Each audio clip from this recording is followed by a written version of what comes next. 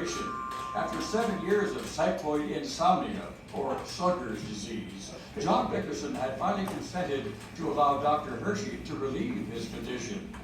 In room 113 at the General Hospital, Mrs. Bickerson watches anxiously as the surgical nurse ministers to poor John, who was suffering an attack the night before the operation. Listen. It's like being married to a steam shovel, nurse. Calm's normal. Enjoy yourself, dear. Dr. Hershey's waiting for you in the corridor, Mrs. Bickerson. Oh, hello, doctor.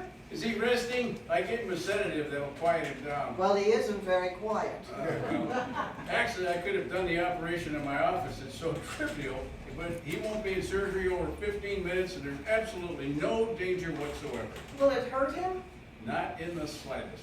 All we do is take a stitch in his palate and shorten his uvula. I hate to bring this up now, Dr. Hershey, but how much will it cost? Well, the fee will be $50 with the anesthetic. How much is it without the anesthetic? I should say about $40. Would there be any discomfort if he didn't have an anesthetic? Not for me, it wouldn't. But I wouldn't advise the operation without it. And you're sure you'll be cured when you're through? Oh, practically certain.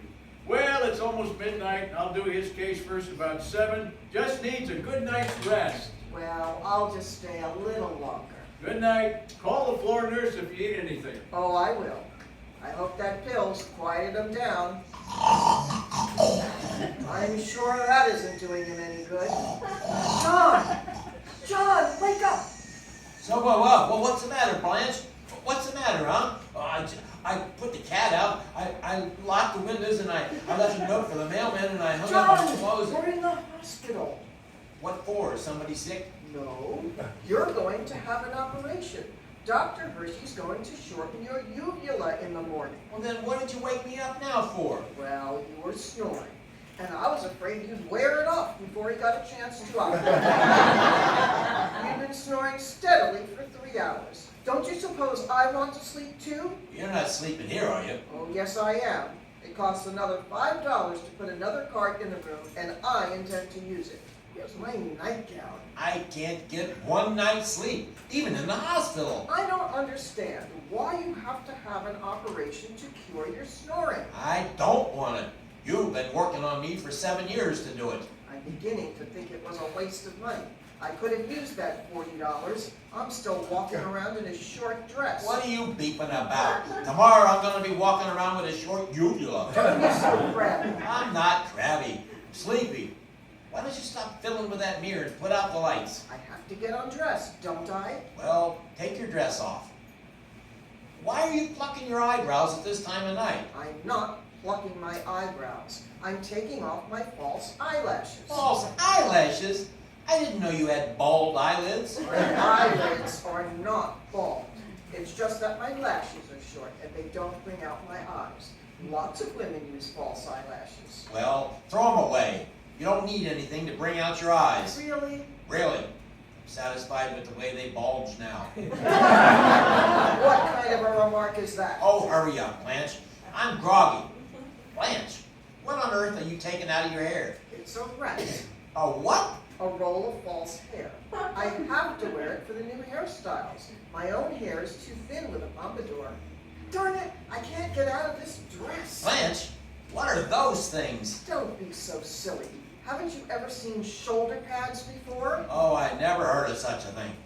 Your eyelashes are on the dresser, your hair's in the drawer, and your shoulders are on the chairs. What about it? That's you all over, Blanche. No one can think of more ways to spend money. Are you ready for bed now? Yes, dear, I'm ready for bed. Shall I crank yours up a little? No. Put out the lights. I wanted to glance at the paper first. You go to sleep. I can't sleep with the lights on. I left my sleep shade at home. Well, I won't be a minute. Oh, no one would believe this. In 6 hours, they're going to carve me to pieces. I'm supposed to rest. Here I am. I can't concentrate with your mumbling. Oh, mumbling, mumbling, mumbling. There's certainly a lot of activity in Washington. What's all this tax reduction talk? I just can't believe this. Listen to what's happening Blanche, on Wall Street. I read the paper. Every word of it. Read it to yourself. Don't be so disagreeable. Dr. Hershey told me to keep you occupied so you wouldn't think about the operation. All I'm thinking about is sleep. That's a good boy. You mustn't get nervous. No. I see the stock market is going up. Oh, that's fine. We have some stock, haven't we? Didn't you get some stock last year? Yeah, 10 shares Kentucky Saltpeter Mines, preferred stock. My brother got you in on the ground floor, didn't he? Where is it now? In the ground. I can't even find it listed on the stock page. Look in the help wanted column. Are you getting relaxed, dear? No! Now I'm starting to get nervous. I'm worried about you, John. If anything happened to you on the operating table, it would be all my fault. So, you know what I think? We'll, sneak out, huh? No. I think you should make out a will. Make out a will? I thought you were worried about me. Well, you don't want to leave me at the mercies of all those grasping relatives of yours, do you? The minute you drop Don't dead... talk like that. Can't you say pass on or something like that? Well, you always say drop dead. That's only when I'm talking to your brother. You could be a little bit more delicate when you're discussing wills. Why? Because you make it sound like I'm going to go any minute. Well, they don't give you 2 weeks' notice, you know. Every man should make out a will. Okay, I'll make it out tomorrow. You say it, but you won't do it. Get up and do it now. What? Go on, get up and make out a will. Why? You're out of your mind. In the first place, a will isn't legal unless you have 2 witnesses. And in the second place, I haven't got anything to leave in the first place. Nobody is going to take anything, and I don't need a will. You're the most stubborn man that ever lived, John. Why? Why am I stubborn? It's the hardest thing in the world to make you admit I'm right when you know I'm wrong. There's a woman's logic for you. Suppose I do make out a will and nobody can touch anything besides you. Okay, so now you know you've got all my worldly goods. First thing you know, you'll get over your grief and marry a guy without a dollar to his name. Like that broken down snore specialist, Dr. Hershey. Oh, I'm not going to marry anybody. He'll give up his practice and take you for every penny. My hard-earned money. He'll drive around in my brand new car, drink my bourbon, and loaf around like the French. Never do a day's work. Why don't you make the bum get a job, Blanche? Enough screaming like that. Hush up and go to sleep. Shh. Go to sleep, she tells me. I'm a nervous wreck. She practically talks me into a funeral. Marries the doctor behind my back. Now she tells me to go to sleep. I'll never sleep another one this long as...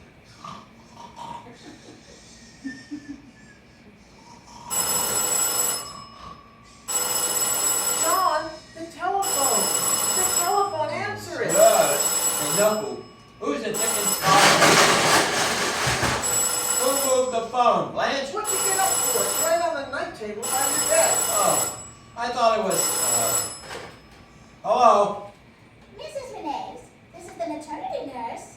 You can get ready now. I'm bringing your baby in. What? Blanche, how long have I been here?